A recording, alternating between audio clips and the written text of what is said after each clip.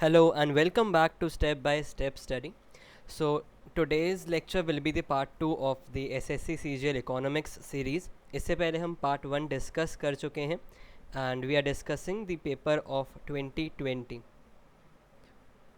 Right तो आज हम स्टार्ट करेंगे 17th अगस्त की शिफ्ट में जो क्वेश्चन आए थे उससे and as you can see on the screen जो पहला क्वेश्चन था that was which of the following is one of the three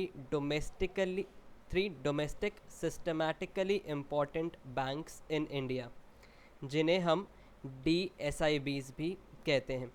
So these are those banks जो अगर फेल हो जाएं तो इकोनॉमी पर उनका काफ़ी ज़्यादा सिग्निफिकेंट इम्पैक्ट होता है, इसीलिए इनको systematically important banks, domestic systematically important banks भी कहते हैं. Okay, so these are seen as too big to fail, and in short TBTF is what they call the SIBs. Okay, 2015 से RBI has been releasing the list of all the DSIBs. Also, as per the recent data, जो तीन आपके domestic systematically important banks हैं वो हैं State Bank of India, ICICI bank and HDFC bank.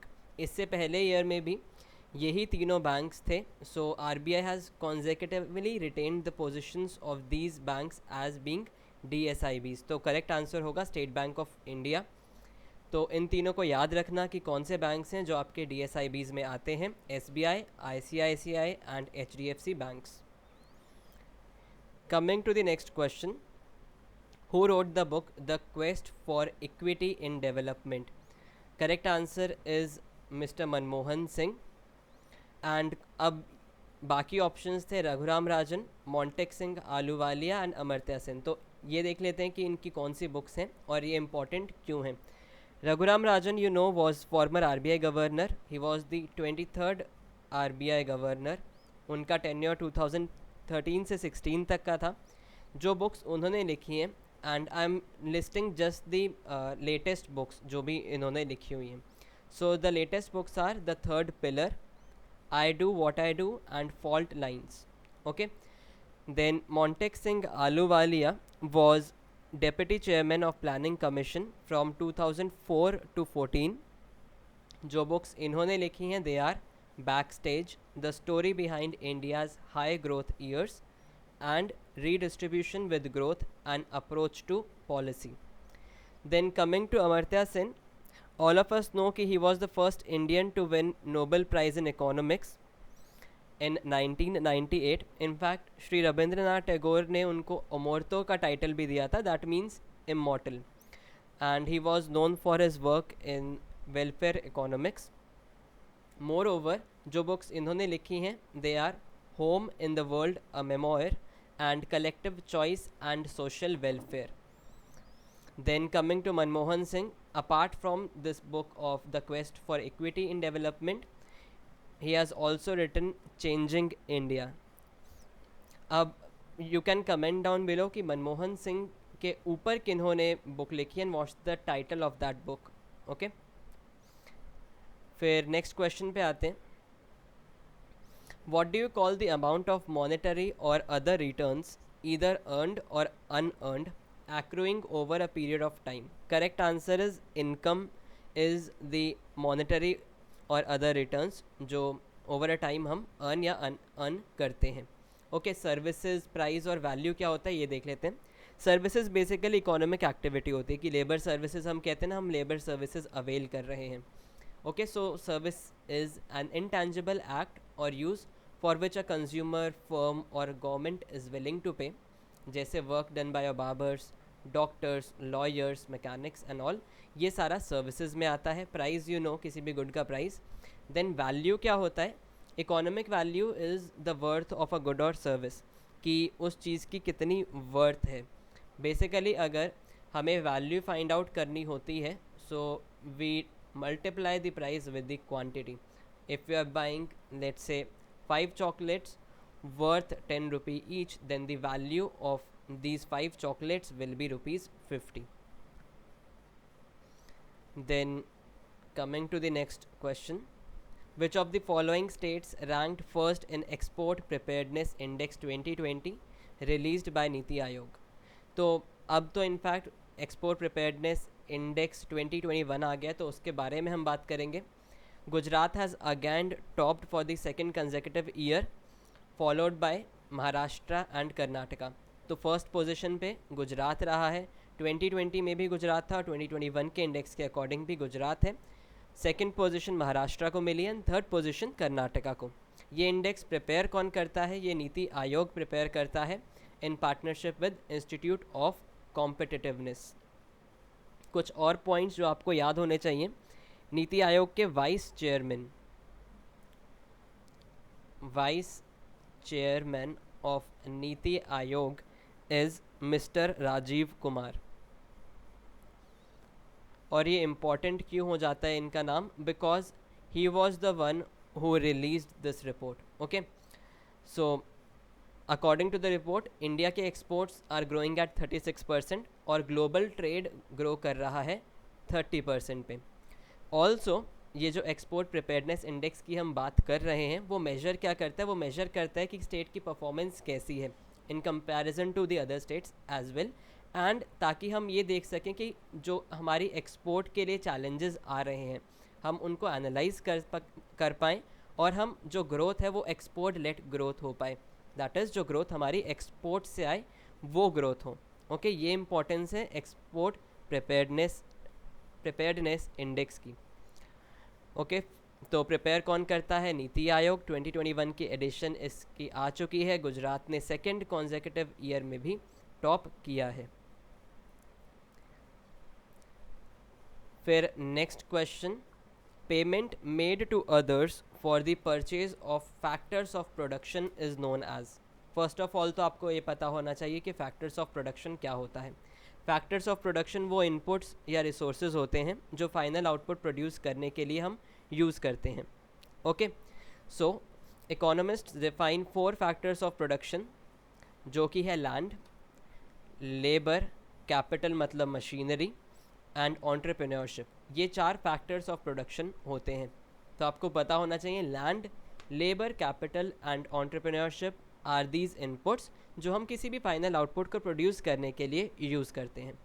Coming to the question, payment made to others for purchase of these factors of production is known as explicit cost. तो explicit cost क्या होती है? These refer to the actual payments.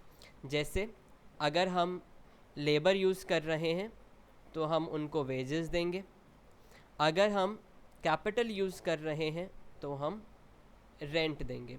Okay, तो payment हमने किस लिए करी? For factors of production. अगर फैक्टर ऑफ प्रोडक्शन लेबर है तो हमने वेजेस दी, अगर कैपिटल है तो हमने रेंट दिया। ये हुई एक्सप्लिसिट कॉस्ट जो कि हम एक्सप्लिसिटली अपने अकाउंट्स में मेंशन करते हैं। As oppose to explicit cost एक कॉस्ट होती है इम्प्लिसिट कॉस्ट।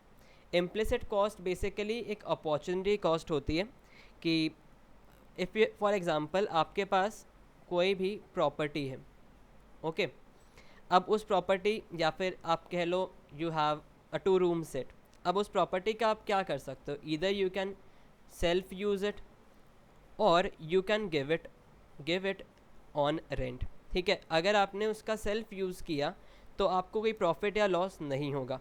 ठीक है, ना ही आप अपने अकाउंट्स में, ना ही आप अपने बजट में इसको कहीं भी शो कर रहे होंगे। बट अगर आपने इसी प्रॉपर्टी को रेंट पर दे दिया तो आपको जो उधर से रेंट आएगा वो आपका सॉर्ट ऑफ प्रॉफिट होगा, वो आपके बजट में, आपके अकाउंट्स में शो हो रहा होगा। ठीक है, तो इसे कहते हैं अपॉर्चुनिटी कॉस्ट, कि आपने किसी भी रिसोर्स को किसी स्पेसिफिक पर्पज़ के लिए एलोकेट कर दिया बट आप अब उससे कोई मॉनेटरी वैल्यू असाइन नहीं कर सकते हैं। Basically cost of resource already owned by the firm that could have been put to some other use.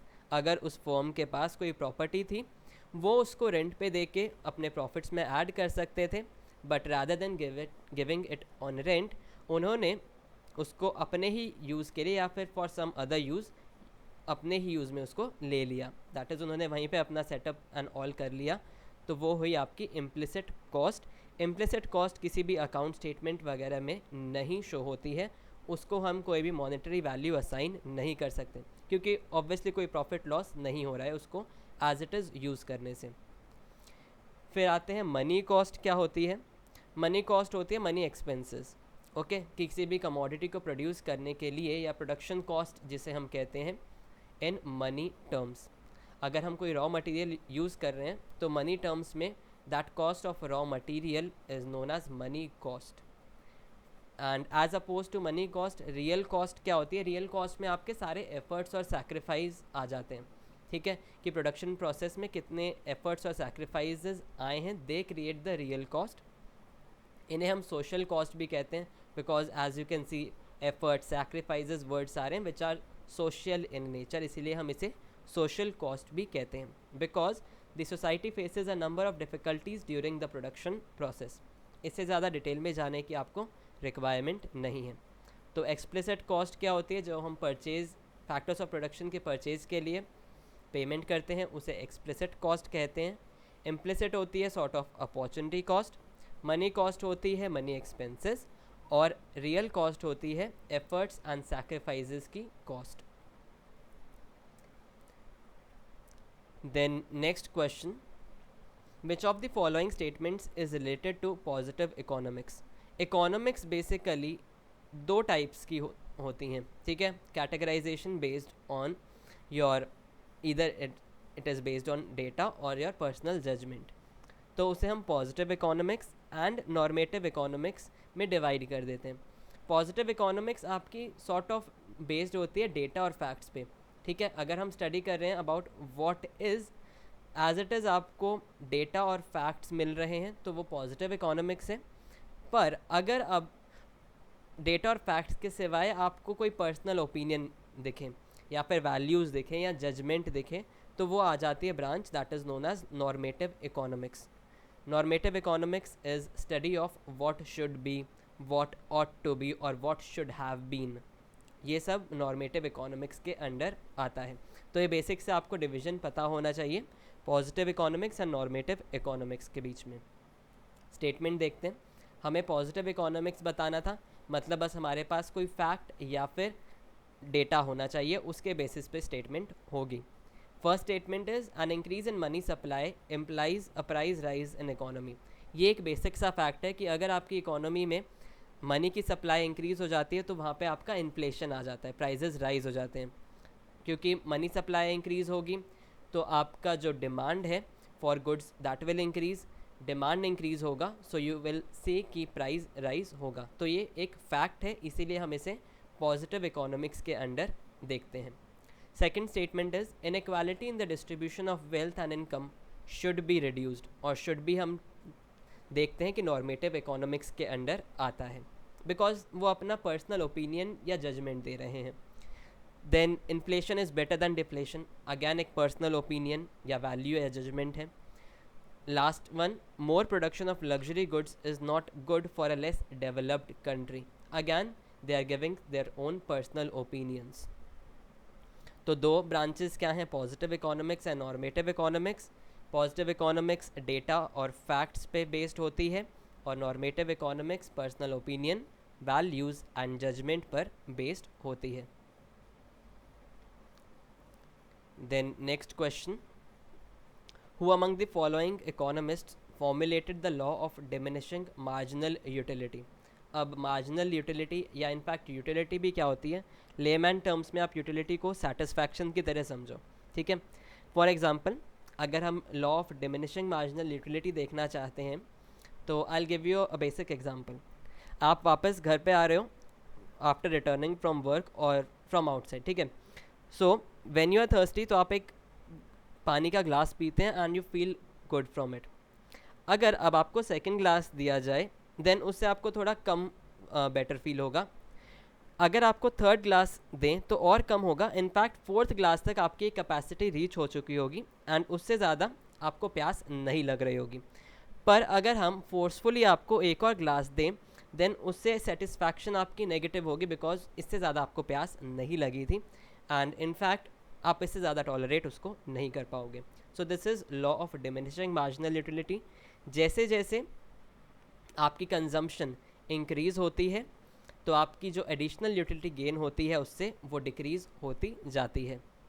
So law of diminishing marginal utility states that the additional utility gained from an increase in consumption decreases with each increase in the level of consumption. जैसे जैसे glass का consumption आपका increase होगा तो आपकी utility that is satisfaction उससे कम होती जाएगी. ये तो हो गया लॉ की बात. ये लॉ दिया किसने था? It was given by H.S. Gossen in 1854. Marshall ने फर्दर इसको 1900s में इसकी एक टेक्निकल डेफिनेशन दी थी, तो इसको कंफ्यूज मत करना. ये लॉ H.S. गॉसन ने दिया था और अल्फ्रेड मार्शल ने इसकी एक टेक्निकल डेफिनेशन दी थी, तो कई बार ऑप्शन में आपको वो भी दिख सकता है. Then coming to Adam Smith कौन थे? He was the father of economics and he wrote wealth of nations. आपको ये याद होना चाहिए. डेविड रिकार्डो कौन थे? उन्होंने कुछ थ्योरीज दी थी और सबसे ज़्यादा इंपॉर्टेंट उनकी थी theory of international trade which was theory of comparative advantage. बाकी रेंट पे theory, labour theory of value और वेजेस एंड प्रॉफिट पे भी इन्होंने थ्योरीज दी हैं और इनका भी कंट्रीब्यूशन काफ़ी रहा है इकोनॉमिक्स में. Then Milton Friedman was a monetarist. उन्होंने कौन सी थ्योरी दी है? Theory of money and monetarism. I hope it is clear. अब आते हैं 18 अगस्त की शिफ्ट में जो क्वेश्चन आए थे.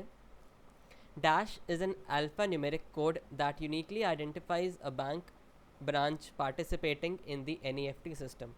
Correct answer is IFSC code. वो अल्फा न्यूमेरिक कोड होता है, Indian financial system code, that is IFSC. It is a unique alphanumeric code that is used for online fund transfer transactions done via NEFT, RTGS और IMPS.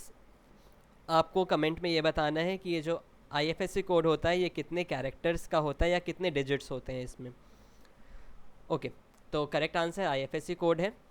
अब आते हैं और options पे जो हमें गिवन है. STP क्या है? STP की फुल फॉर्म है स्ट्रेट थ्रू प्रोसेसिंग. ये एक सॉल्यूशन है आपके इलेक्ट्रॉनिक ट्रांजैक्शंस और इंटरैक्शंस के लिए, ताकि आपका जो मैनुअल इंटरवेंशन है वो कम हो सके. यूज़ कौन करते हैं इसको? फाइनेंशियल इंस्टीट्यूट्स और स्टॉक ट्रेडिंग में इसको यूज़ किया जाता है ताकि आपकी ट्रांजैक्शंस ईजिली हो पाएँ और मैनुअल इंटरवेंशन डिक्रीज़ हो सके. ये हुआ STP. देन SFMS भी एक इम्पॉर्टेंट टर्म है बैंकिंग में. SFMS that is structured financial messaging system. ये एक मैसेजिंग स्टैंडर्ड है जो कि डेवलप किया गया है for intra bank and inter bank applications. Then IFSC मैंने आपको बता दिया है, Indian financial system code. RTGS हमने लास्ट लेक्चर में डिस्कस किया हुआ है. ऑल्सो अब आपने NEFT और RTGS तो डिस्कस कर रखा है. ये IMPS क्या होता है? IMPS भी एक ट्रांसफ़र सिस्टम है basically. It is a real time instant inter bank fund transfer system और इसे मैनेज कौन करता है? NPCI that is national Payment Corporation of India. जो NEFT और RTGS हैं वो RBI ने इंट्रोड्यूस किए थे और IMPS इंट्रोड्यूस किया था National Payment Corporation of India ने. Next question. Bombay stock Exchange, जिसे हम शॉर्ट में BSE भी कहते हैं, became the first stock exchange in India to launch commodity derivatives contract in gold and answer is silver. Bombay Stock Exchange क्या है? It is a stock exchange. It is one of the oldest stock exchange in India. Established 1875 में हुआ था और इसकी location है मुंबई में दलाल street. Benchmark index है इसका Sensex 30. As oppose to Bombay stock exchange we have NSE जो कि इससे ज़्यादा what do we call latest introduction इसका हुआ है. नॉट एज लेटेस्ट बट इसके कंपैरिजन में it is latest. Okay, so national stock exchange that is NSE located कहाँ है? मुंबई में. फाउंड हुआ था 1992 में. बेंचमार्क इंडेक्स इसका क्या है? निफ्टी 50. तो इस बार आपके पास BSE से क्वेश्चन आया था, नेक्स्ट टाइम आपका NSE बेस्ड क्वेश्चन भी आ सकता है. Then IPR 1956 was formed on the basis of dash 5 year plan of India. हमने लास्ट लेक्चर में देखा था कि प्लानिंग कमीशन ने 5 ईयर प्लान्स इंट्रोड्यूस करने शुरू किए थे. From 1951 onwards. Total 5 year plans आपके कितने हैं? टोटल 12 5 ईयर प्लान्स इंट्रोड्यूस हुए थे. उसके बाद आपका नीति आयोग आ गया था इन पिक्चर. ओके, तो करेक्ट आंसर इज़ कि सेकेंड 5 ईयर प्लान के बेसिस पे आईपीआर आया था, आईपीआर 1956. ऑप्शन में फर्स्ट, सेकंड, थर्ड और फोर्थ 5 ईयर प्लान के बारे में डिस्कस किया गया है. मतलब ऑप्शंस फर्स्ट, सेकंड, थर्ड और फोर्थ के बारे में आए हैं. So will discuss about these plans in brief. First 5 year plan 1951 से 56 तक का था. उसका ऑब्जेक्टिव क्या था? रिफ्यूजीज़ को रिहैबिलिटेशन देना, एग्रीकल्चर डेवलपमेंट करना ताकि हम फूड सफिशिएंट हो पाएँ, इन्फ्लेशन को कंट्रोल करना, और इसी टाइम आपके 5 IITs को स्टार्ट किया गया था. सेकेंड 5 ईयर प्लान 1956 से 61 में आया था. इधर आपका नेहरू मेहलानोबिस मॉडल को अडॉप्ट किया गया था. रैपिड इंडस्ट्रियलाइजेशन पे फोकस था, और इंडस्ट्रियलाइजेशन में भी बेसिक और हैवी इंडस्ट्रीज़ पे इनका फोकस था. तभी आईपीआर भी फॉर्म हुआ था 1956 में. आईपीआर की फुल फॉर्म आप कमेंट में लिख सकते हैं, it will help you in revision. फिर इसी टाइम हाइड्रो इलेक्ट्रिक प्रोजेक्ट्स और 5 स्टील मिल्स को भी इस्टेब्लिश किया गया था. फिर आया आपका थर्ड 5 ईयर प्लान 1961 से 66 तक. इधर आपका ऑब्जेक्टिव था कि हम सेल्फ रिलायंट हो पाएँ और सेल्फ जनरेटिंग इकोनॉमी बन पाएँ. पंचायत इलेक्शंस स्टार्ट कर दिए गए थे, स्टेट इलेक्ट्रिसिटी बोर्ड सेटअप कर दिए गए थे, and state secondary education boards को भी सेटअप कर दिया गया था इस थर्ड 5 ईयर प्लान के अंदर. फोर्थ 5 ईयर प्लान 1969 से 74 में था. डोंट कन्फ्यूज इट कि 67, 68 और 69 में ऐसा क्या हुआ था. इनफैक्ट 66 से 69 में आपके 5 ईयर प्लान्स नहीं आए थे. इधर आपके एनुअल प्लान्स थे, और इस पीरियड को प्लान हॉलिडे भी कहा गया है. और रीज़न आपको पता होने चाहिए, if not you can search it. Then fourth 5 year plan 1969 से 74 में आया था. इस टाइम क्या हुआ था? इंदिरा गांधी गवर्नमेंट ने 14 मेजर इंडियन बैंक्स को नेशनलाइज कर दिया था. ग्रीन रेवोल्यूशन स्टार्ट हो चुकी थी ताकि आपका एग्रीकल्चर एडवांस हो सके. गरीबी हटाओ टारगेट आपका आ गया था. सो ये थे आपके first, second, third and fourth 5 year plans. Total 12 5 year plans आए थे starting from 1951.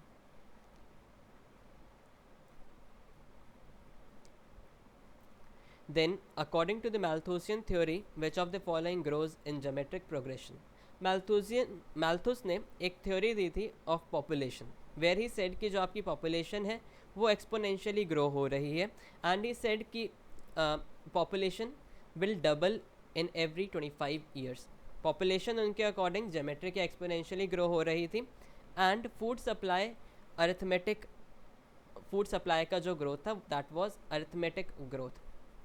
This was Malthusian theory of growth या ऑफ पॉपुलेशन. तो जेमेट्रिक प्रोग्रेशन के अकॉर्डिंग आपकी पॉपुलेशन इंक्रीज़ हो रही थी. और कौन सी थ्योरीज़ हैं आपकी पॉपुलेशन की?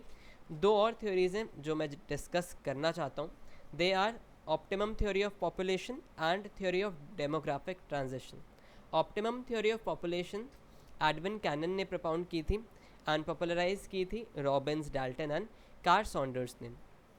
वो किससे कंसर्न थी? उनका रिलेशन अब size of population and wealth पे था, कि कितनी आपकी पॉपुलेशन होनी चाहिए जो कि एक ऑप्टिमम पॉपुलेशन हो ताकि आपकी वेल्थ मैक्सिमाइज हो सके.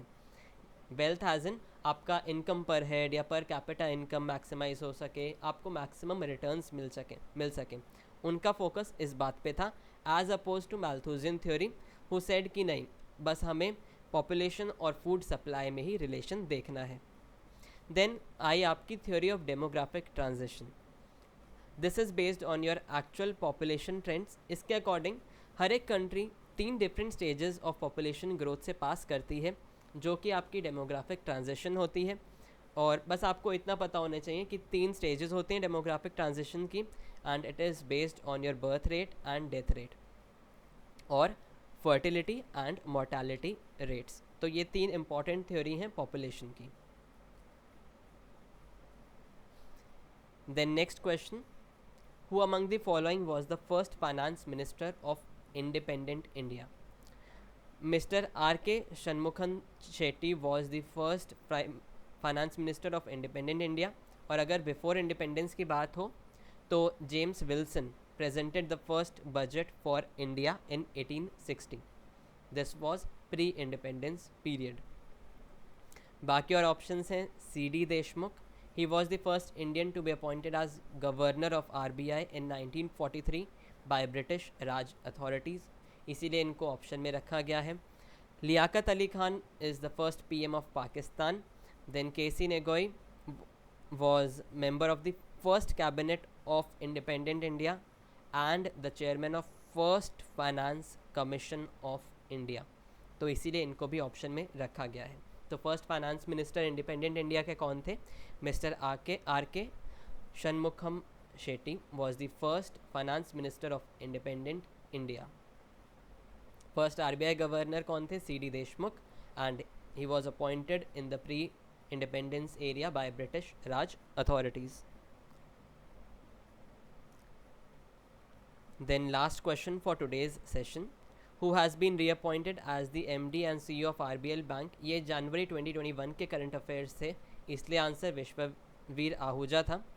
बट अब रिसेंटली क्या हुआ है, 25 मार्च 2022 से मिस्टर राजीव आहूजा आ गए हैं as the MD and CEO on an interim basis, because Vishwavir Ahuja I think is on leave.